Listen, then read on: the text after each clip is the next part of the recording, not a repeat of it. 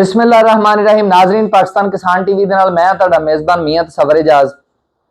देखो, हमेशा तो ही तुहानू पता है ये उस अल्लाह ताला दी ज़ात दी अनायत है कि हमेशा तो ही कोई भी क्रॉप है या तो उहदे काश्त तो पहले या काश्त दे दौरान या जिस टाइम ओनू असीं कढ रहे हुंदे आ फसल नू, यानी ओनू रिकवर कर रहे हुंदे आ ज़मीनां चों, उस टाइम तुहानू जिहड़ा ना रेट दसे जांदे ने किसी भी क्रॉप दे, यानी जिम्मेदार नू रेट की मिलेगा।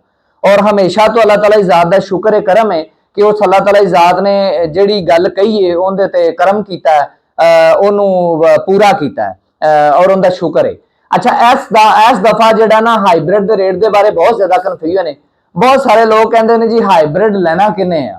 तो तुहानू याद होएगा कि पिछले साल मेरे बहुत सारे दोस्त ने जिहड़े मेरी वीडियो सुन भी रहे होणगे, मैं उन्होंने पिछले साल कहा सी कि हाईब्रिड नाल ऐसी कुत्ता खानी होनी है कि तुसी इस तो पहले आपकी जिंदगी च नहीं वेखी होनी।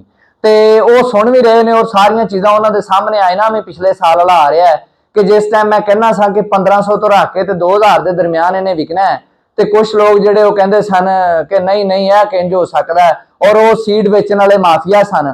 तो बहरहाल उन्हां नाल साडा कोई कंसर्न नहीं, साडा काम है फार्मर नाल, और असीं फार्मर नूं इंशाअल्लाह ताला सपोर्ट करते रहना है और फार्मर दे हक की गल करते रहना है।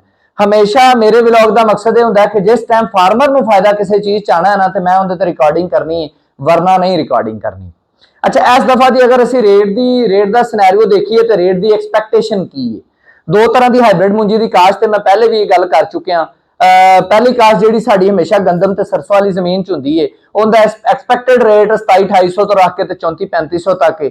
दूसरी जी काश्त साड़ी मकई वाली जमीन के काश्त होंदी है, उनका एक्सपैक्टेड रेट 1800 तो रख के 22-2300 तक है। इस तो ज्यादा नहीं हो सकता, घट भावें जाए, वो एक अलग गल है। अच्छा, इन्हां रेटां की वजूहात की है? इहदे सब तो पहला तो इफैक्ट है क्लाइमेट चेंज का। क्लाइमेट चेंज ने सानू सबक सिखाया कि असी जिहड़ा ना नैक्सट ईयर हाईब्रिड नहीं लाना, और सबक असी ऐसा पल्ले बन लिया कि हुण असी अच्छे रेट तो फायदा भी नहीं लेना। लेकिन जिहड़े अच्छे रेट तो फायदा लैणगे, गल मनणगे, इंशाअल्लाह ताला वो याद करनगे। अच्छा, उहदे नतीजे च होया कि साडा बहुत ज्यादा नुकसान होया पिछले साल, और उस नुकसान के जुमरे दे विच असी ये सोच लिया कि असी हाईब्रिड चावल नहीं लाना। लेकिन मैं ये गल अज कहन लगा कि असी गंदम वाला हाईब्रिड चावल लाजमी लाना है। और क्यों लाना है? उनकी वजह है कि एक तो पिछले साल का जो रुझान है बहुत ज्यादा घट है। दूसरी चीज यह आ कि जो हाईब्रिड चावल का मेन एरिया ना सिंध के इन्ना हाईब्रिड चावल काश्त होंदा है कि पंजाब दे अगर असी उनका मुआवजना करिए ना, तो उनका अगर सिंध च अगर पंजाब च 10 है तो सिंध के 110 है। यानी इन्ना फर्क है हाईब्रिड की कल्टीवेशन का।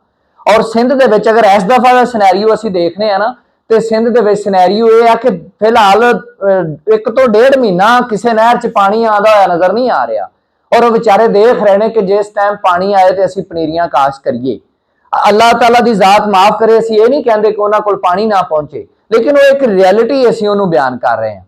अल्लाह ताला उन्होंने भी रिजक देगा और किसी होर वसीले नाल दे देगा, वो उन्हें रिजक देना ही देना है। तो उन्होंने हालात फिलहाल ये ने, यानी गंदम वाली काश्त की जी हाईब्रिड की काश्त है वो सिंध के ना होने के बराबर है। और इस चीज़ का भी बेनीफिट इंशाअल्लाह ताला पंजाब के जिम्मेदार मिलेगा।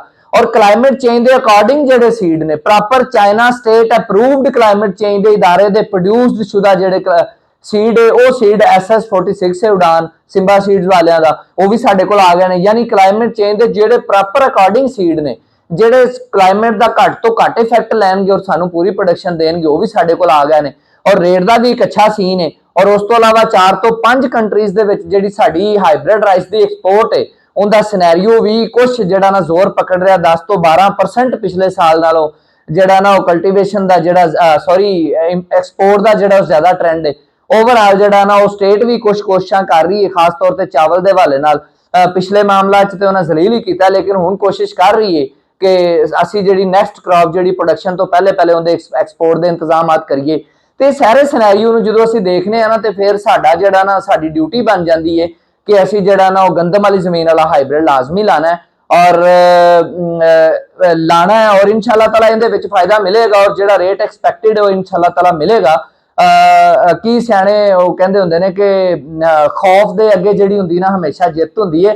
तो खौफ खूफ कोई नहीं, इंशाअल्लाह ताला सारियां चीज़ां असी हर चीज़ ऑब्जर्व करके उनके मुताबिक अमल कर देना। रिजक देने वाली अल्लाह की जात है, ਔਰ ਇਨਸ਼ਾਅੱਲਾ ਤਾਲਾ ਅਸੀਂ ਇਹ ਅਮਲ ਕਰਾਂਗੇ ਔਰ ਅੱਲਾਹ ਪਾਕ ਦੀ ਜ਼ਾਤ ਕਰਮ ਕਰੇਗੀ। ਇਹਦੇ ਨਾਲ ਇਜਾਜ਼ਤ ਦਿਓ। ਕਿਸਾਨ ਜ਼ਿੰਦਾਬਾਦ, ਪਾਕਿਸਤਾਨ ਪਾਇੰਦਾਬਾਦ।